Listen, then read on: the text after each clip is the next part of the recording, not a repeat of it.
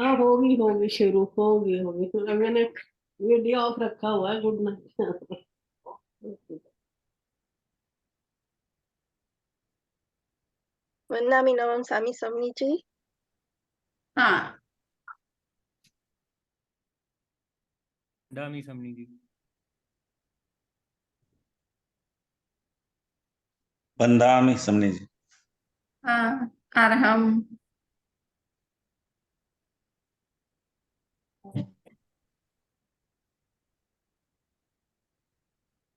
बंदामी शमनी ji.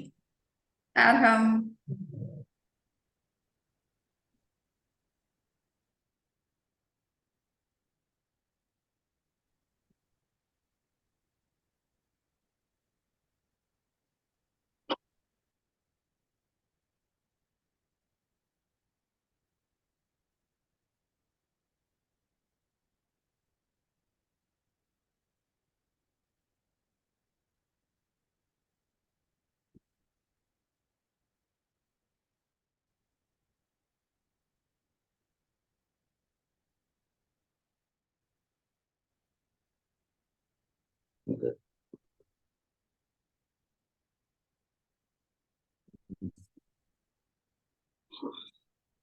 Jai Jinendra to all our participants.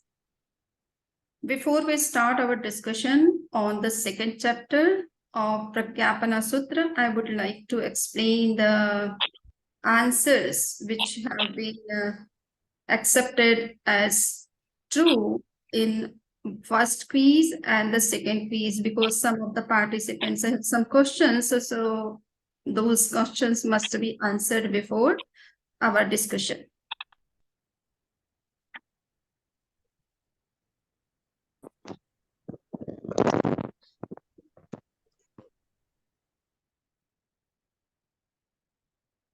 So let me share the piece 1.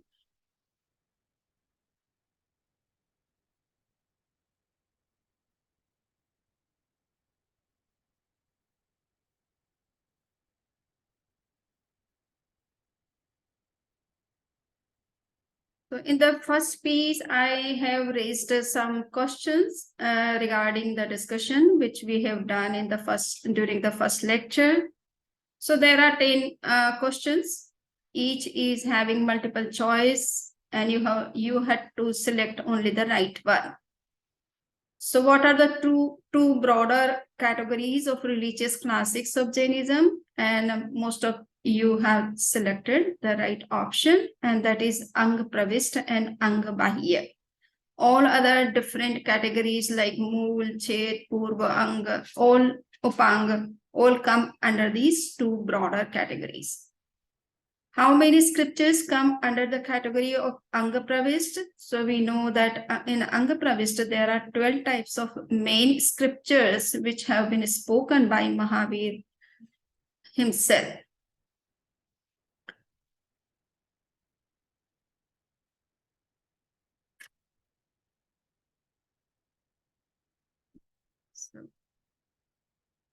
The third question was, what do you understand by Anga Pravishta? So they are the most authentic sacred texts of Jain tradition. They are spoken by Mahavir himself, and they are composed by the chief disciples of Mahavir. So all these three options are correct. That's why the fourth option is most correct answer.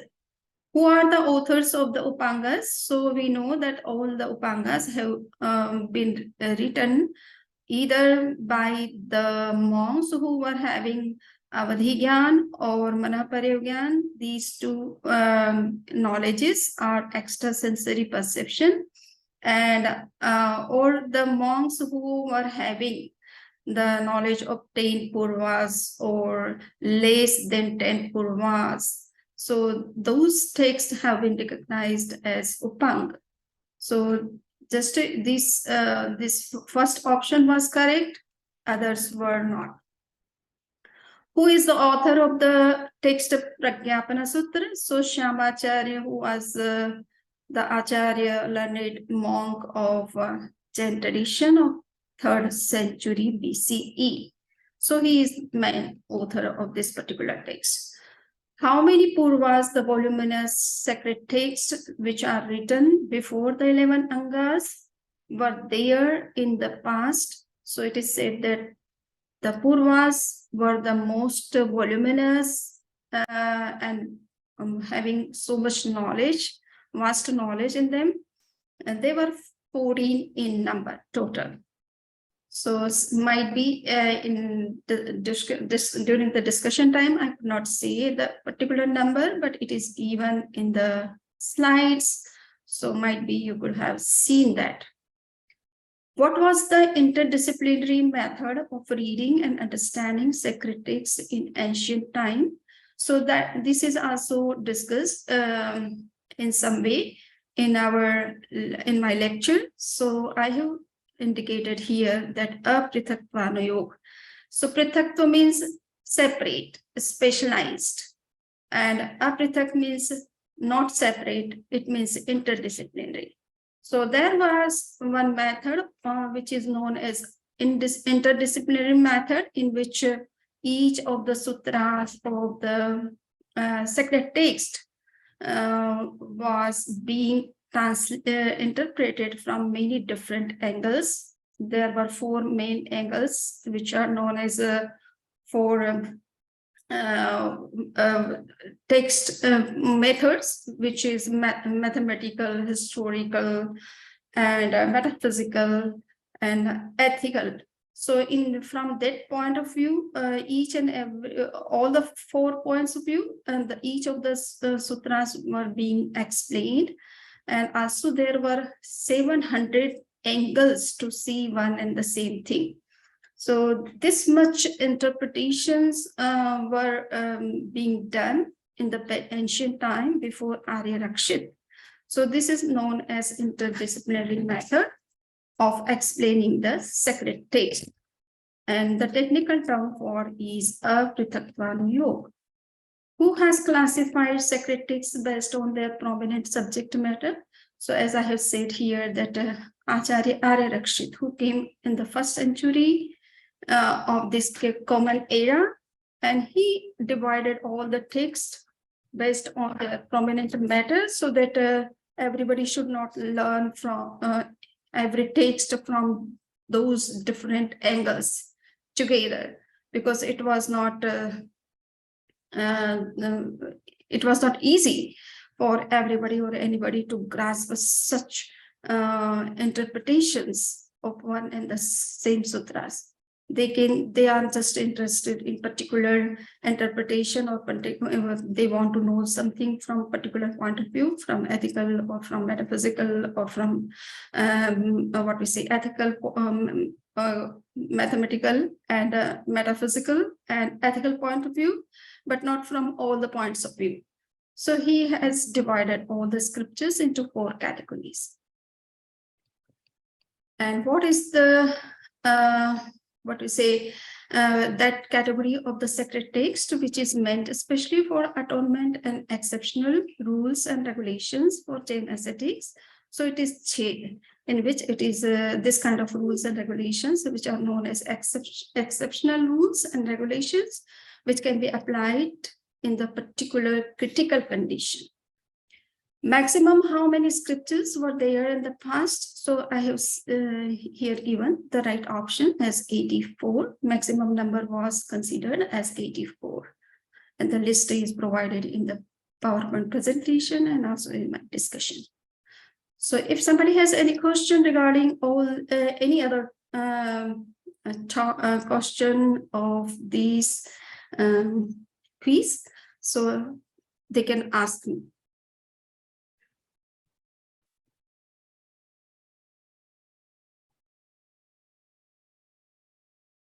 So nobody has any question. Sorry, Vandami Naman Swamiji, Yes. I think it's quite a simple question, but I'm just confused. What's the difference between Angas and Purvas? Okay, it is very good question. Angas are very simple text which can be read by any monks and nuns who are not very scholarly mind, or who have no such intellect that they can grasp very subtle things or very detailed. So these 11 angas are abstracted actually from the purvas, okay? So, and the purvas are written before or spoken before the angas.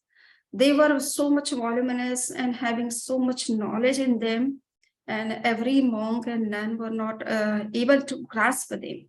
So for them, the simple text were created or spoken, and they were the young angas. So angas came after purvas. Purvas are 14 and they are very voluminous, and you can see somebody, if just someone simply is given to explain the knowledge, the vast knowledge contained in each of the purvas, that if you make what we say pain out of the woods or the trees of the earth, and if you make ink out of the water of all the watery places of the earth, you cannot write down even the knowledge of the one purva. Thank So you. you can see that much vast knowledge, and very in a very in the shape of equations or formula style. And they were written down, and everybody cannot follow what is written in those texts. So these 11 angas have been abstracted from those purvas, so that every monks and nuns can read at least whatever is required for their life to live and to know. Thank you. Okay. Now I'm coming to the second quiz, so that that can also be clear to all of us.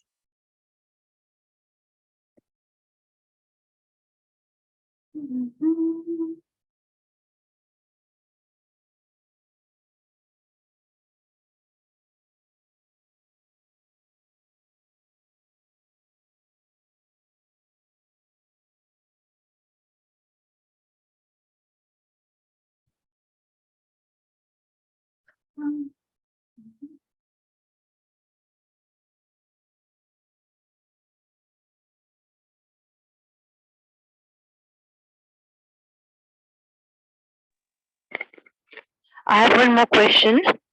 Yes. Can you hear me? Yeah, you can. You can. Okay.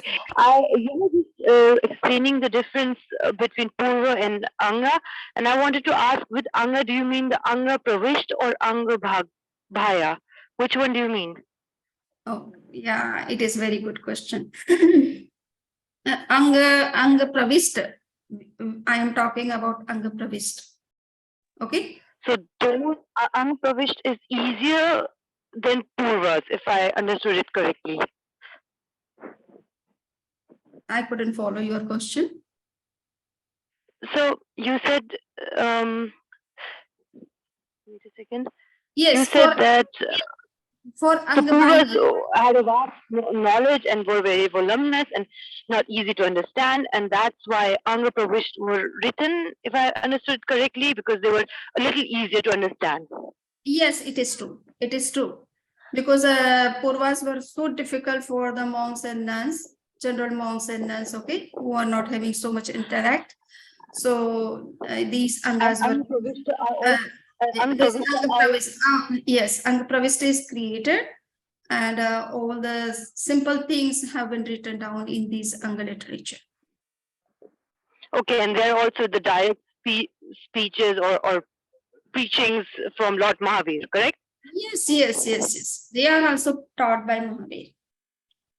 Okay, thank you very much. Yes, thank you. Now, this is the second quiz. What are the two fundamental realities of the world? So according to Jainism, there is living and also non-living entities in the world. It is not just that living, everything is coming from living entities or consciousness, or somebody says that cosmic consciousness or supra consciousness or God-like. Okay, so according to Jainism, everything is not coming out of the living sources or non-living sources. Whatever we are perceiving, they all are coming out of the living and non-living. So living and non-living both are the main fundamental entities of the universe. What is the principle which is seen by the seers and sages behind all the dualities? So we have seen that everything exists in binary with its opposite. So you could see that in every state, Mahavir is talking about two opposite realities together. So he's not talking just on one part and leaving other one. So he is taking the anti-part also or antithesis also to make his point clear. Swamiji, what- the PPT is Yes. not being seen. Oh, sorry. You're not sharing the PPT. Okay, sorry. So now you can see here, as I have discussed, that the two fundamental realities of the universe are living and non-living. Nothing can come out of one type of realities. Just we can see that in our day-to-day life also, we are making hundreds of products out of milk, but simple milk cannot be converted into 100 products or thousands products until and unless you add something extra or different than what milk is. So similarly, the whole universe, which is a multifarious, multifaceted, and infinite number of things are there. They are not coming just from one type of source. They are coming with the support of all, with both the elements, which are living and non-living. What is the principle which is seen by the seers and sages behind all the dualities? So I have said that everything exists in binary with its opposite. So Mahavir talks always about thesis and antithesis, the opposite realities. In what sense the term non-living is unique in Jain perspective? I have discussed in my during my lecture that non-living is a very wider term in Jain perspective, because it not only covers the physical entities or realities, but it is also covering non-physical, non-living entities. So that's why it stands for both physical and non-physical, non-living entities. What is the technical term for the smallest unit of the physical and non-physical entity? So I have given here the right option, Pradesha. So Pradesh is a very smallest part or indivisible part of any reality or any entity. Till it is connected, it is known as Pradesh. When it separates, then it is known as Parmanu. But Parmanu is only connected with the material bodies, or it has a relation. It has a relation with material bodies only. But Pradesh is connected with all the entities, not physical and non-physical. And non-physical entities are not what we say composed of separate atoms or subparticles. You can say they are just measured by this unit of Pradesha. Those Pradeshas are not something which is separate from, or which were separate and combined together and make that kind of reality.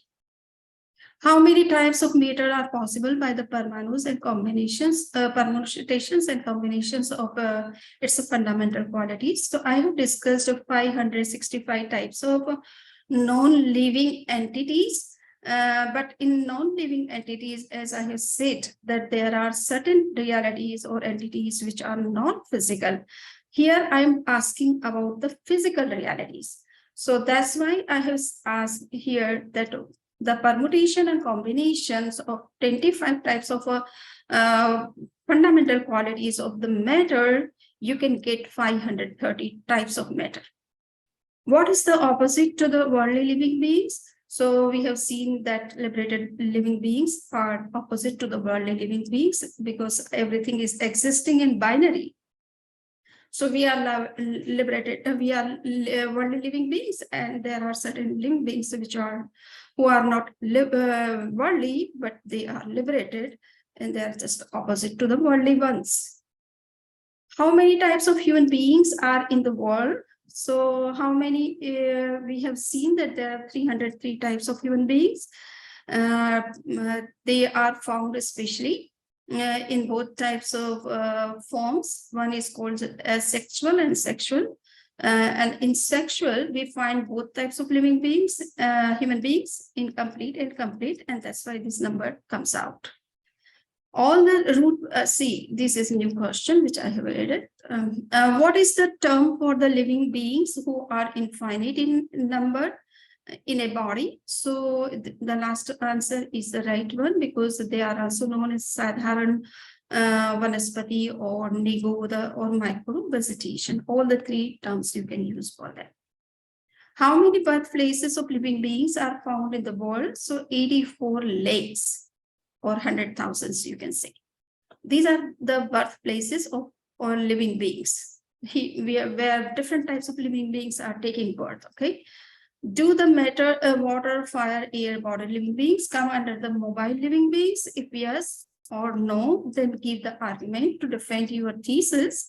So we have seen that though these immobile living beings look like thrusts, because they are moving from one place to another place or spreading, but they are not really thrusts. They look like thrusts, but they are not thrusts. Because and why they are looking like mobile? Because it is because of their natural tendency of their body. So that's why they are moving from one place or to another place, but they are not moving by their own will. Stress living beings are those who move by their own will, not just because of that natural tendency of their body. So these are the answers. If somebody has any questions, they can ask me or any doubt. Samniji, I've got one question regarding the physical material, the gross and the subtle. So in this question, it was fundamental, that is the Varna, Ras, and that, isn't it? So that is Yes. why it comes to 530. But then Yes. the other one, you mentioned 565, but the subtle comes to 30. So where does the 5 come from? Because the Yes. subtle are, Yes, they what are happens, yeah, when these all the 5 types of entities,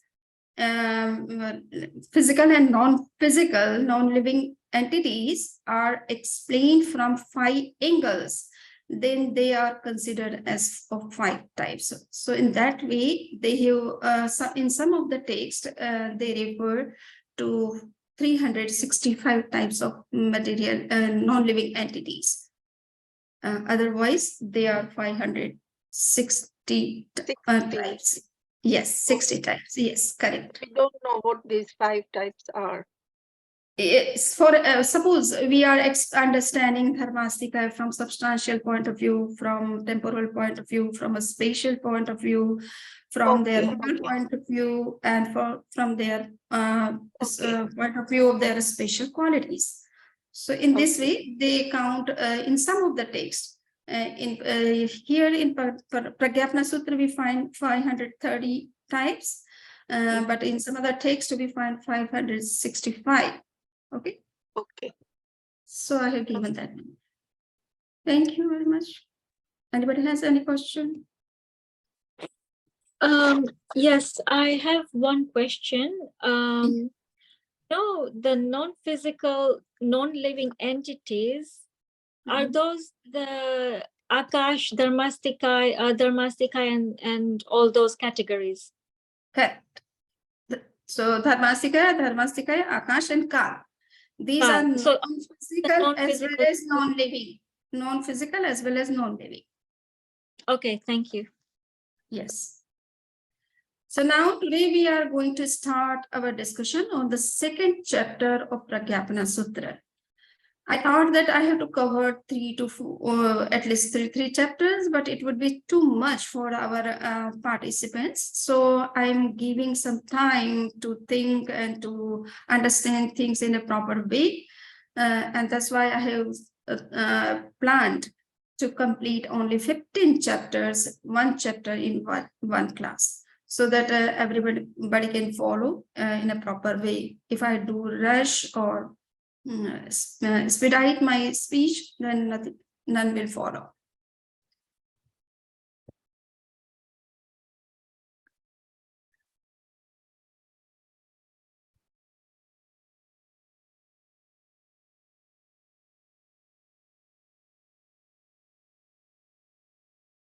Okay, so today we are starting our discussion on the second chapter of Pragyapana Sutra, and the chapter is entitled as Sthanapad. So Sthan in Hindi we say places. So here what this particular term stands for. So here you can see that the discussion on places means dwelling places of the living beings. We have discussed so many types of living beings, 84 types, 8,400,000 types of living beings.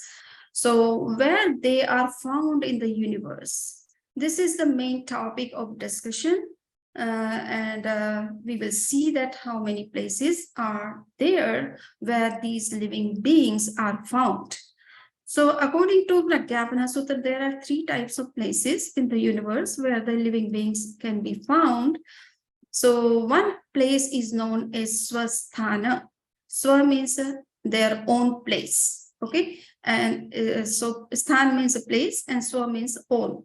So which are the own places of the living beings? So wherever they take birth, those places are recognized as Swasthana. So it depends on the living beings whether they are taking birth in middle universe or in the upper universe or in the lower universe, or they are going to liberation. So it depends on them that what kind of life they are taking and in which part of the universe they are taking. So those places where they are taking birth or they live lifelong, those places are recognized as Swasthana. Second is called Upapatisthana. Upapatisthana means path of journey from one birthplace to another birthplace after death. So as soon as one dies, he goes to his next destination. And for that, he has or she has to move from his present birthplace to the next birthplace.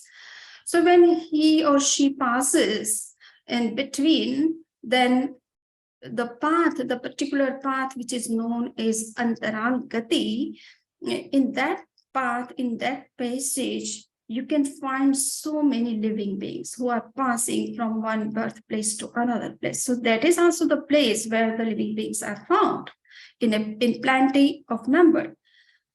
Then Samudghat. Samudghat means there are certain situations in which the soul comes out of the body, though it doesn't leave it completely, it remains in the body. And remaining in the body, it comes out of the body and spread to to long distances or to long places, spread to the other places. So this process is known as Samudghata, and it happens in 7 special conditions, which we will discuss in the particular chapter where this kind of topic is discussed. So we will go into detail. Just I'm showing here. You can see that in Samudghat process, the soul comes out the body, but it is connected also with the body. And it goes to the place where it wants to go. At present, those people who are going into deep meditation, they are also going out of body. So they say out of body experience.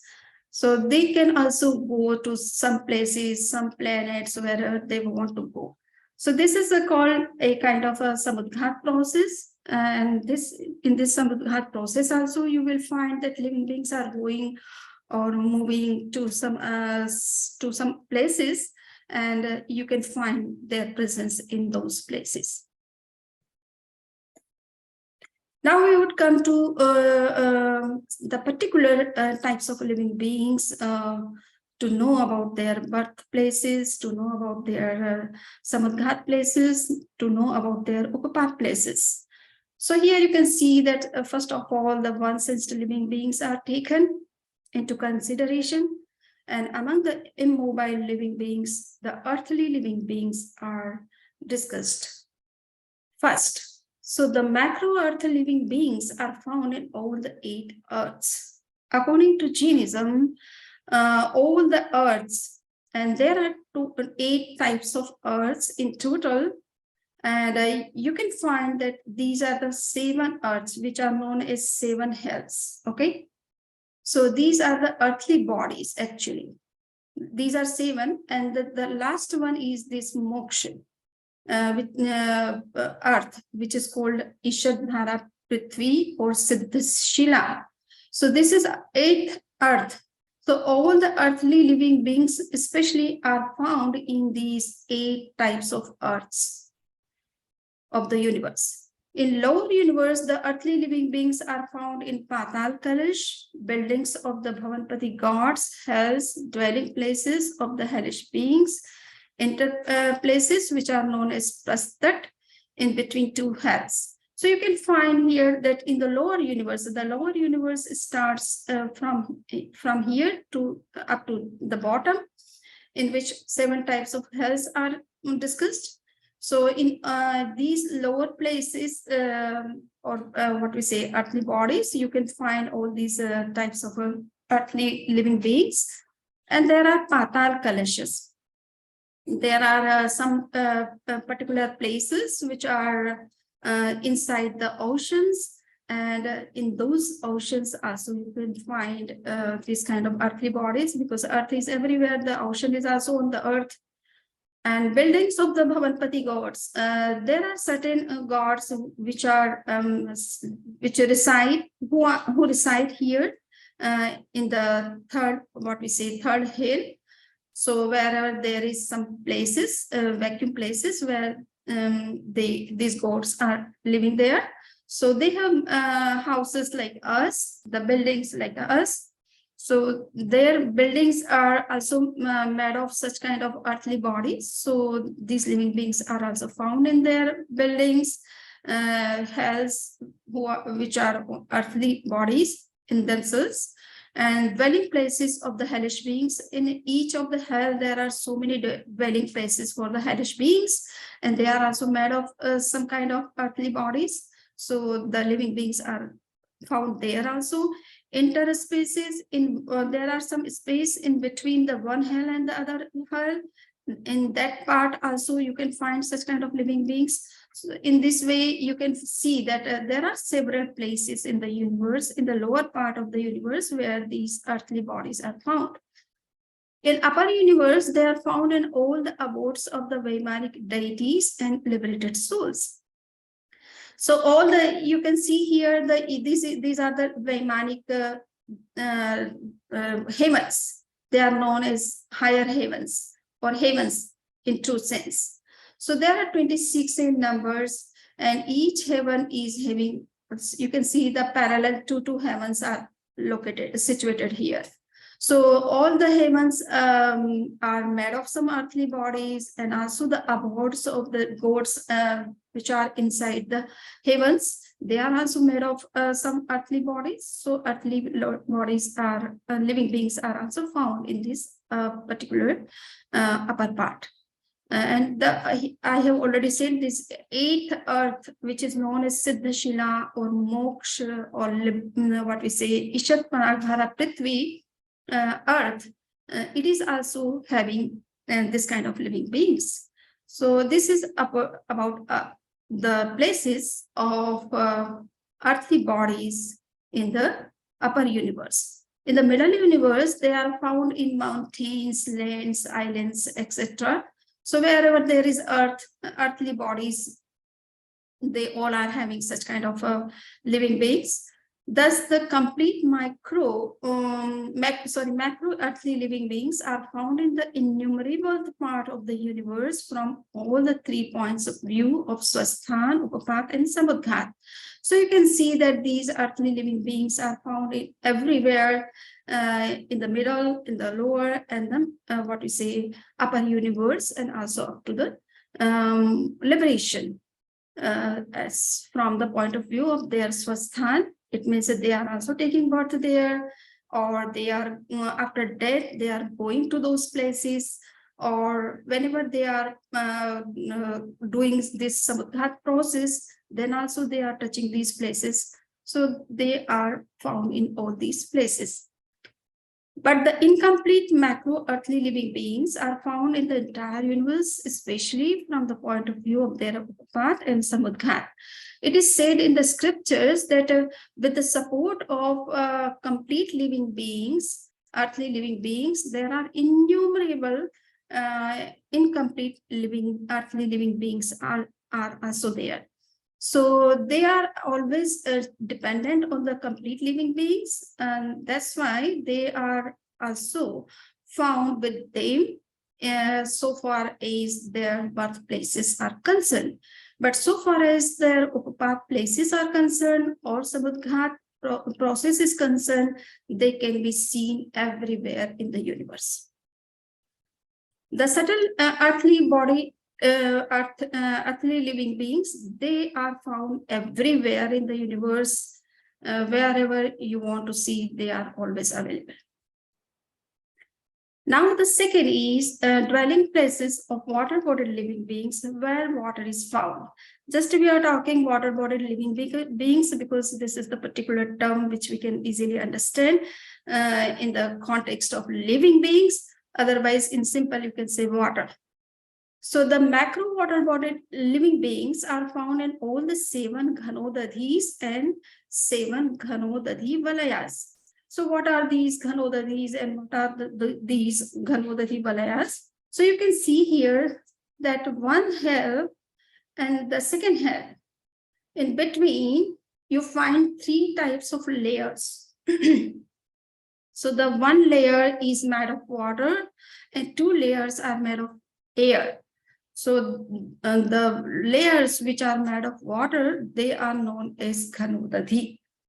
And not only this layer is situated in between the 2 hells, but they are also in surrounding of each of the what we say hell. So they are known as Ghanodadhi Valayas. So there are 7 hells, and that's why there are 7 such layers of water on which the hells are situated. And there are the same number of Ghanodadhi Valayas which are in surrounding of each of the earth. So especially the 7 earths, not the 8. The liberated earth, the Ishad Bharat earth, which is known as Siddhashila, it is not having any kind of such layers of water or air. It is only the 7 earths which are situated in the hells. They are having such kind of 7 types of 7 number. In 7 number, these Ghanodadhis and also the Ghanodadhi Valayas. So Ghan means dense and Udadi means water.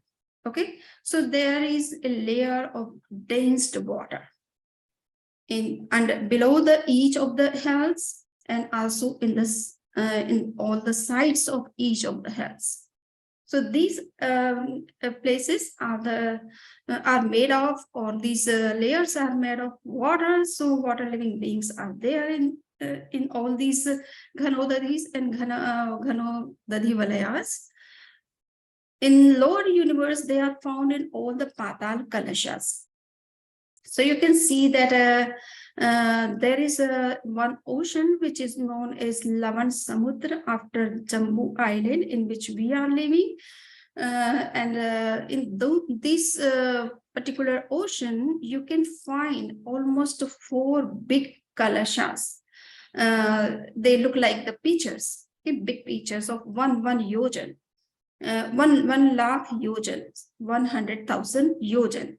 And there are 788 4 small kalashas also in all the 4 semi directions. So you can see these kalashas are also having water in them, and that's why these living beings are found in those kalashas also. And there are certain other places where the water is available in the buildings of the Bhavanpati gods and the interspaces which are found in between the 2 hells. And many other places where there is some water. Okay, so the water living beings can be found in all those places as in the lower universe. In upper universe, they are found in all the heavens and abodes of Brahmanic deities. So it is clear that there is water in the heavens and in the abodes of Brahmanic deities. In middle universe, they are found in the water places, in all the water places like ponds, rivers, etc. So in our surrounding, we find water where water is available. It is available in the oceans, in the rivers, in the ponds, and in our houses, and everywhere wherever there is some water. Thus, the complete macro water-bodied living beings are found in the innumerable part of the universe from the point of view of Swasthan, Upapat, and Samudgata, but the macro incomplete living beings are found in the entire universe, especially from the point of view of their Upapat and Samudgata. So we have seen that these water-bodied living beings are taking birth in all these different places of the upper universe, lower universe, and the middle universe. And incomplete living beings are also taking birth with them. So the Upapat places are the same for the incomplete living beings. But so far as the Upapat and Samudghat, Swasthans are the same of the incomplete living beings, but so far as the Upapat and Samudghat places are concerned, they can be found everywhere in the universe. And the subtle ones, which are known as micro living beings, they can be found everywhere in the universe. Now we are coming to the next, next type of living beings, which are known as fire-bodied living beings. So you can see the dwelling places of fire living beings where the fire is found. So it is said that the macro fire-bodied living beings can be found only in the middle universe, and also not in the entire middle universe, but they are especially confined to 2.5 islands and oceans.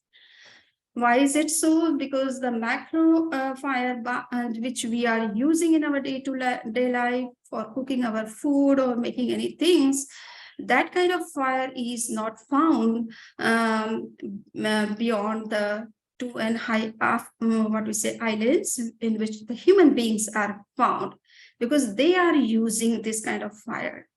So this fire is available only in 2.5 islands and oceans, and not after that. So this is what it is said. Second, it is said that fire is not always available on the earth, especially in our land, which is known as Bharat, and there is the same kind of part of the universe, in this middle universe, and especially the island in which we are living, and that part is known as Airavat. So in these two parts of these human islands, you cannot find fire-bodied living beings all the times. Because in the first era, second era, and in the third era, this fire is not available in Bharat and Airavat. Why is it so? Because that time is not good for fire. That is called Snigdhakal, very viscous time in which fire cannot lit. Fire cannot be used or cannot come into existence. But as soon as the last time of the third era starts, in which that time is past, fire comes into existence. And in sixth era also there is no fire. Though you have heard that in sixth era, the earth will burn like the sun, and people would not be able to live on the earth like in the houses in which we are living today. Because of so much heat. But instead of that, you will see that fire, which we are using today for cooking our food, etc., that cannot be lit or cannot be produced in that particular sixth era, because that era would be very much dry. So in dry or in very much viscose period time, fire cannot come into existence. So especially in during this period, you cannot find fire on the earth, but all the other times you can find fire, and in Mahavideha, fire is always available. So thus the complete macro fire living beings are found in the innumerable part of the universe from the point of view of Swasthana, Upapat and Samudghata, but the incomplete macro ones can be found in two parts of the upper universe and in the entire middle universe from the point of view of their Upapata. So you can see here that living beings are the macro fire-bodied living beings, which we are able to use, is very limited in the universe. It is not found everywhere and anywhere from the point of view of all the three places, Swasthan, Upapat, and Samudghar. But the incomplete may be found in some of the parts of the upper universe. And for that, here the picture is given that there is according to Pragyapana Sutra or Jain scriptures, there are two big what we say doors which are imaginary, you can see. Okay, they are not a physical sense. Though the whole universe, in the middle universe, you can find these two doors, big doors of 45,000 yojans, and they are spread from south to north and east to west, and also up to down. And they are of 4,500,000 yojan in width and 1 rajju in length. So this is a upper part of these two doors where you can find these incomplete living beings from the point of view of their Upapata, but not the complete or gross or complete fire-bodied living beings are found here. Just incomplete fire-bodied living beings can be found here in this upper part. Otherwise, they are also confined to the what we say middle universe and also the human sphere, where the complete living being, fire-bodied living beings are found.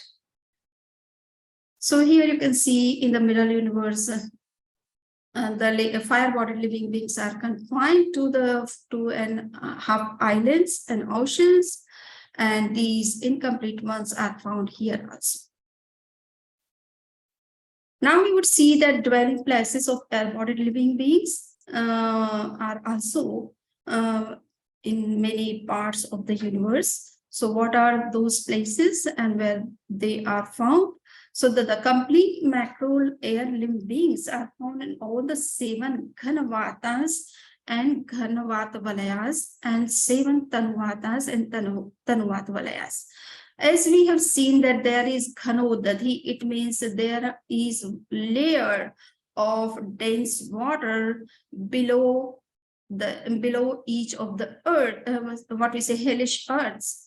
Similarly, there are 2 different types of layers of air, which are also situated below the what we say layer of dense water and beneath each of the hells. So you can see here there are three layers actually. One layer is of dense water, other layer is of dense air, and the third one is the layer of very thin air. So these are today we see in the field of science that they are also talking about the 3 spheres: hydrosphere, lithosphere, and atmosphere.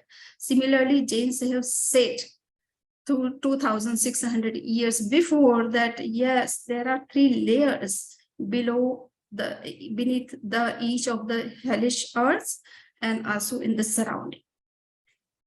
So these are two types of layers which are made of air especially, and because of these layers, you can find the air-bodied living beings in them.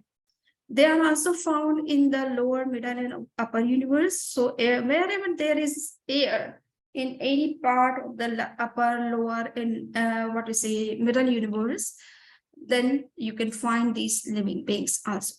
Thus, the complete macro air living beings are found in many innumerable parts of the universe from the point of view of Swasthana, Upapath, and Samudgat.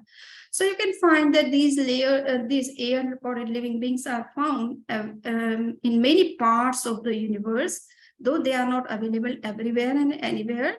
But yes, they are found in many places in comparison to earthly living beings and water-bodied living beings. But the incomplete macro living beings are found in the entire universe, especially from the point of view of their Upapath and Samudgat. So you can these incomplete living beings means that they are taking birth. So they are coming from different directions to this particular new life. Then they are passing through these other places too. So they can be found everywhere and anywhere in the universe. Okay. And thus micro air-bodied living beings, they are always available in all the parts of the universe. Now we are coming to the next living beings, which are known as plants or plant-bodied living beings, as whatever you want to say, or vegetables or vegetations or all types of greeneries, including all types of fruits plants and seeds. So here the macro plants are found in all the 7 Ghanodadhi and Ghanodadhi Valayas. So we have already discussed the Ghanodadhi is a kind of a layer of dense water. And it is said that wherever there is water, there would be some plants. So plants are always connected with the water bodies. And so if water is there below the earth, then there would be plants also. So they are found in all the 7 Ghanodadhis and 7 Ghanodadhi Valayas, which are situated between the 2 hells. In lower universe, they are found in the Patalas. So we have already discussed about the Patalas. There are so many Patal Kalashas, and we have seen the number. And in all those Patal Kalashas, there is also air, water, and mixed air and water. So water is there, and if water is there, then the plant life is also there. So it is said that in Patalas also these plant bodied living beings are there, and they are also in between the in the buildings of the Bhavanpati gods, interplaces which are situated between the 2 buildings. And in upper universe, they are found in all the heavens. So it means in the heavens also, this kind of plant-bodied living beings are there. In middle universe, they are found on lands, in ponds, rivers, etc. So wherever there is some amount of water, these living beings can also be possible. Thus, the complete macro plants are found in the innumerable part of the universe only from the point of view of their swasthana. It means their places of taking birth. From the point of view of Upapath and Samudgat, they are found in the entire universe. The same are the places of the incomplete macro ones. So you can see that they can be these living beings, micro and macro, especially the incomplete and complete macro living beings can be found everywhere in the universe, wherever there is some water. But the subtle, living beings of plants, they are found only, and they are found everywhere in the universe. Now, the next is the dwelling places of 2 to 5 sensed living beings. So the 2 to 5 sensed complete and incomplete living beings are found in limited part of the upper, lower, and middle universe. As we know that these 2 to 5 sense living beings, especially, they are confined, limited to this part of the universe only, which is known as Trasnadi. The mobile living beings cannot come out of this particular Trasnadi. And it is of 14 rajjus in height and 1 rajju in width. So they are always confined to this. All the hellish living beings, all the heavenly beings, all the humans, 5-sensed animals, etc., 2 to 5-sensed animals, or microbes or whatever is creatures, they all are confined to this part only. They cannot be found out of this Trasnadi. So they are limited to this part of universe only, whether their Upapat places are concerned, whether their Samudghat is concerned, whether their birthplaces are concerned. They all are found in this particular part of universe. So here you can see that, and that part is innumerable part of the entire cosmos. It is not very big. Though it is also big in one sense, but yes, looking at the vast structure of the universe, you will find that they are confined to the innumerable part of total cosmic space. Now we are coming to the last slide, and that is dwelling places of liberated souls. So you can see here that liberated souls are residing in at the, what we say, on the last earth, which is known as Ishat Pragdhara Prithvi, or earth, you can say, or Siddhashila.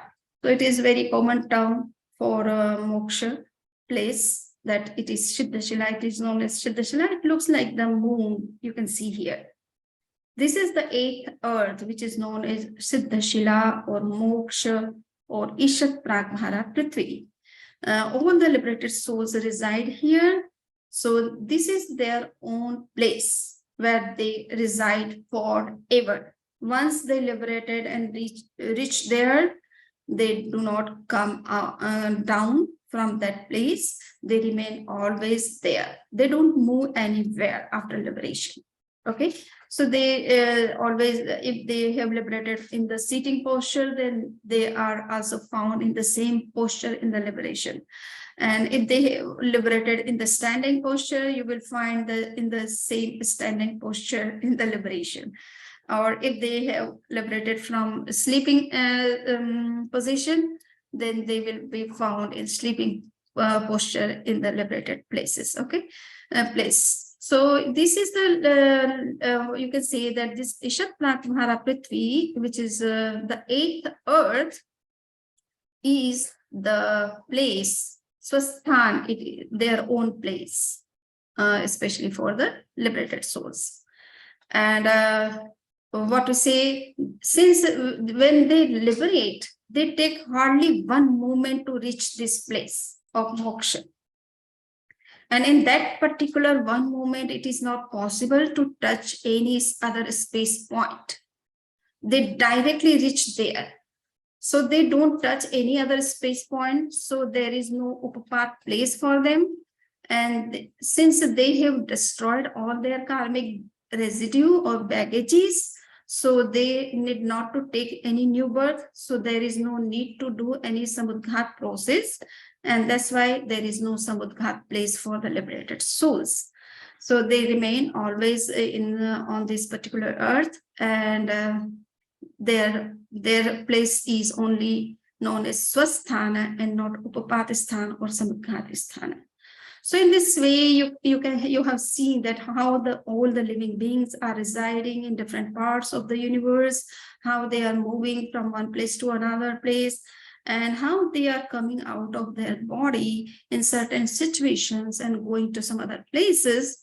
So all these places have been recognized, identified as the places of the living beings. Okay, so with this, this discussion is finished today. If somebody has any question, they can ask.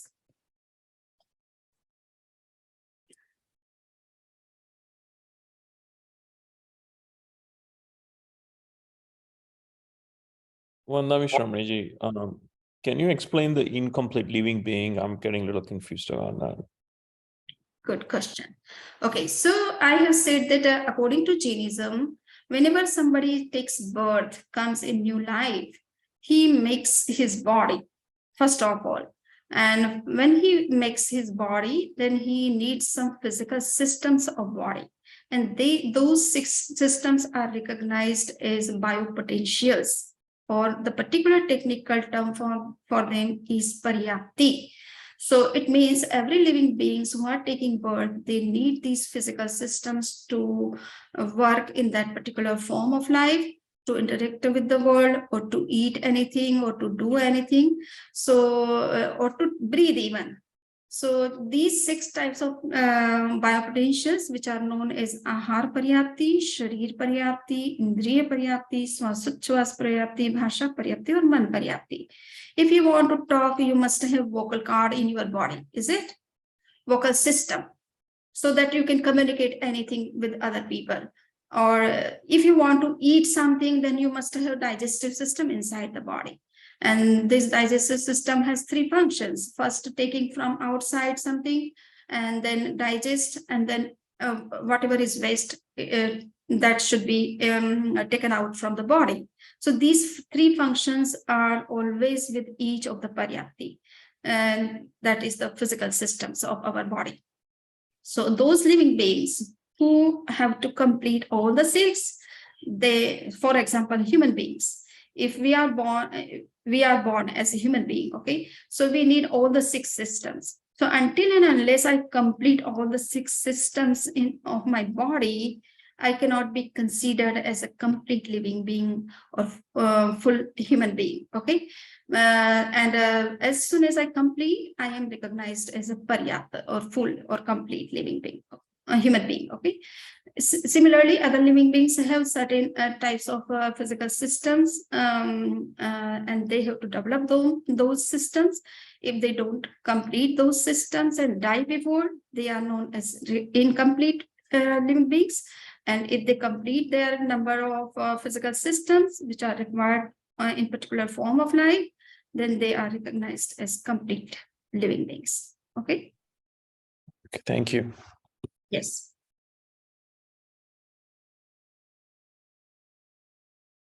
Anybody else? So,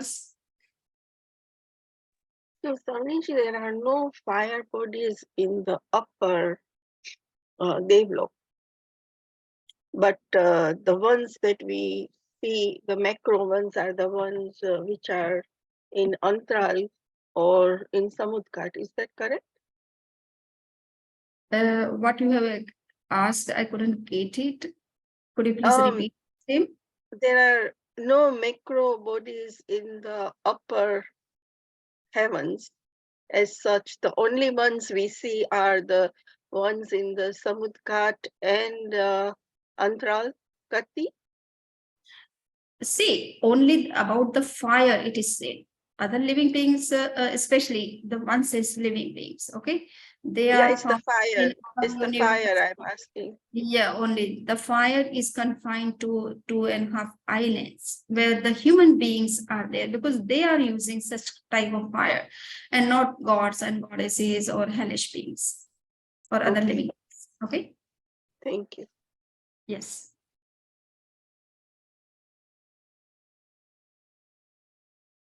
Any other? Savni ji, is the sun considered as a fire body being? A very good question, but if sun is not considered as fire, though it is what is radiating so much heat. Instead of that, it is considered as the body of a earthly body, okay, which can also give heat or such kind of burning sensations, but it is not fire-bodied living beings. They come under the earthly bodies. Okay.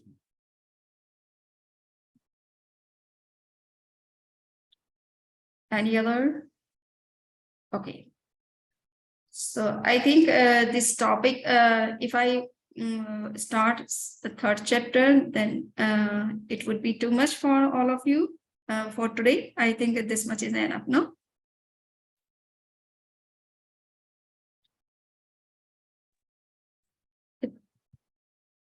Should I So start Shamiji, this on the third one?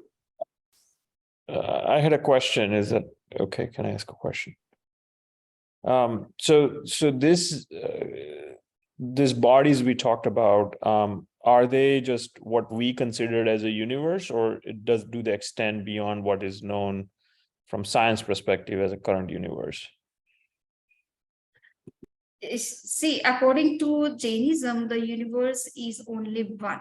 Okay, only one. They are talking about the multi-universe theory, you know. So they are talking about many other universe. We say that yes, those universe which science is saying, they are just the parts of the vast universe, which are also very big ones and look like the entire separate universe. So we are talking in the presence of living beings in the universe, keeping our concept of universe, and that is only one. And it is divided into three sections: upper, lower, and universe. What is it? Middle universe. And we are talking what are the places where these living beings are found. Is it this question or something that? Yeah, I understand that part. All I was trying to ask is that, you know, how we show the heavenly bodies up from the middle earth and then other bodies down from the middle earth. And so is this the concept also like applies in the sense that we are talking about things in what dimension? Like, is this just a dimensionless picture that we have, how we present the Jainism, the universe, or is it just, you know, what we consider like up, down, north, south kind of thing? That's what I was trying to understand. Okay, thank you. Yeah, see, so far as the our study about the or understanding about the scientific research or studies about the universe is concerned, we say that they are perceiving everything in the middle universe and not beyond that. So if they could see the entire universe, then they would found that this is the only the middle universe in which they are trying to understand the things. But the lower universe is below that and the upper universe is above that. So that is our explanation about the scientific studies of the universe. Okay, thank you.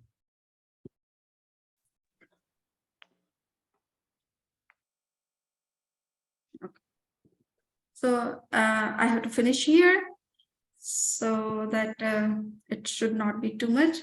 And the next one is actually, the next chapter is talking about the comparative number of all different living beings, how much number they are existing in comparison to other living beings. Okay, one type of living beings in comparison to other types of living beings. So that calculation is also done, and it is really very amazing that how their thinkers could count the exact number of the living beings and also comparatively.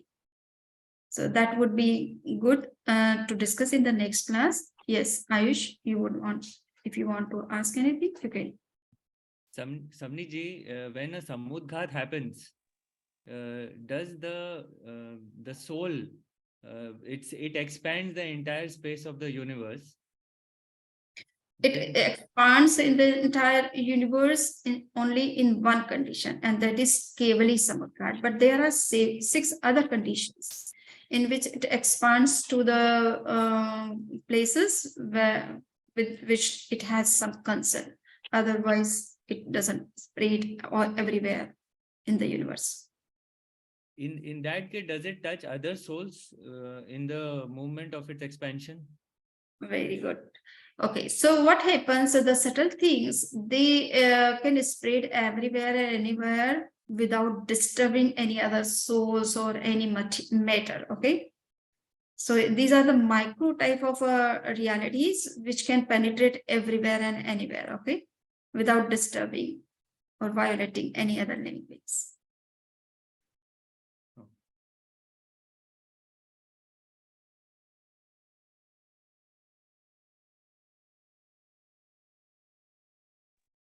So Shramiji, is that how the knowledge is gained when the Kevali, the Atma gets Kevali? Is that how they gain the knowledge of the universe? Because they have expanded the universe? Because yeah, the omniscience has this kind of unlimited power, no? So they can see anything and everything with closed eyes even. They need not to go anywhere or everywhere. It is what you are looking for? What I was saying is that, because you just mentioned how the soul can expand the entire universe when they are Kevali. So that's what I was trying to say, is that when that happens, is that how the knowledge is gained at that time about the entire universe and the beings are in the universe for the Kevali? Okay. See, Keval Gyani can say when they are spreading their soul in the entire universe, at that moment also they can come to know that they are spreading in that particular part or in the entire universe, because they have such capacity to know the things, okay? Because they have got this omniscience. So their soul is always active to know anything and everything in all the situation and all the conditions. So this is not a big thing for them, but I can say that when they are talking about samudghats, it is not necessary that when they are doing samudghat and that moment they are talking, but they can say about these old realities, no? And when they are in normal condition and not doing any kind of a samudghat. Okay. So they can say about those realities, that how soul spreads in the entire universe in that condition. So my PPT was visible to all of you, no? Yes. Okay. Somebody has written here that cannot see PPT. Samiji, the reason for the samudghat is when certain karmas are not balanced. Is that correct?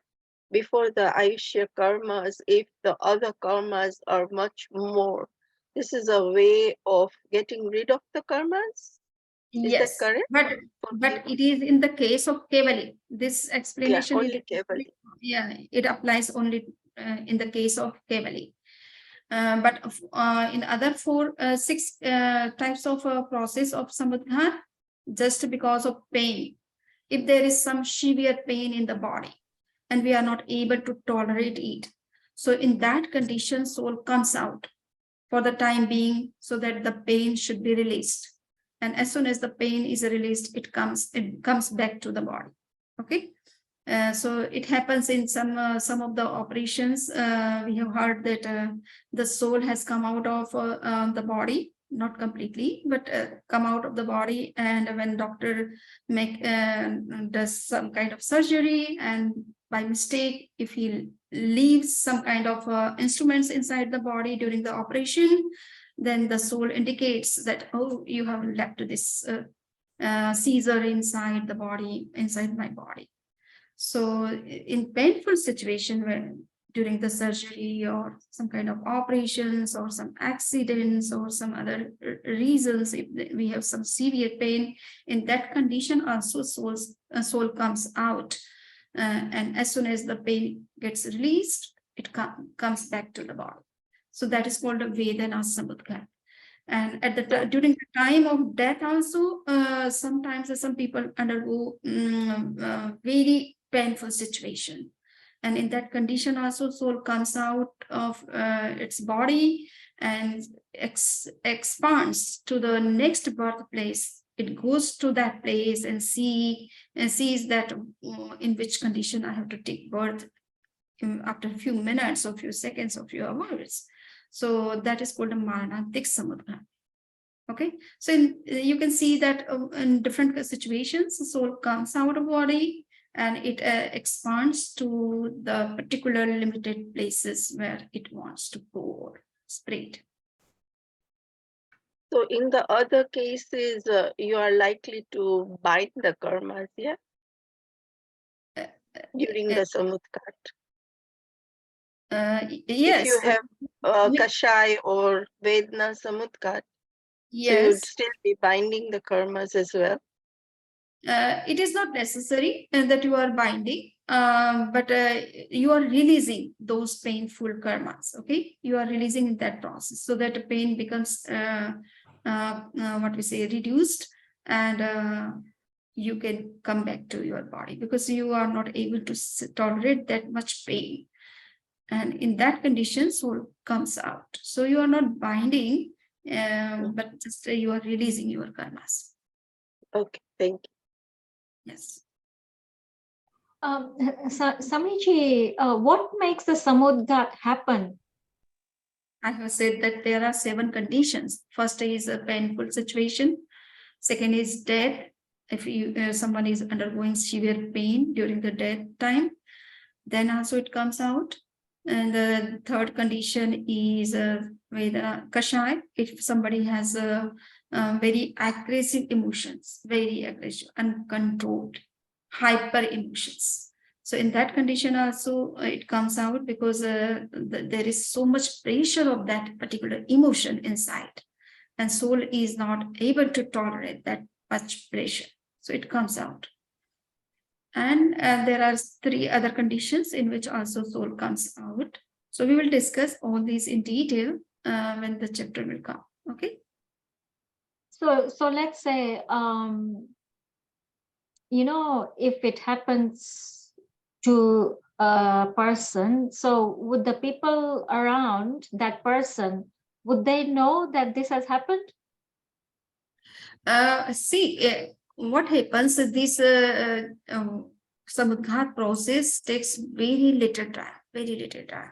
Okay, it doesn't take even 1 minute or even I can say nanosecond. So in that period, we are not able to know. The common people cannot know.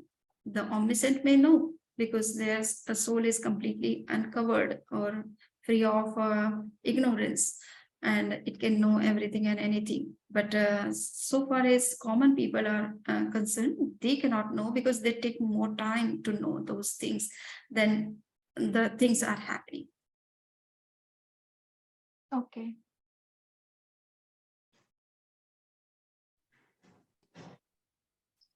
Okay, so I think very good discussion, very good questions.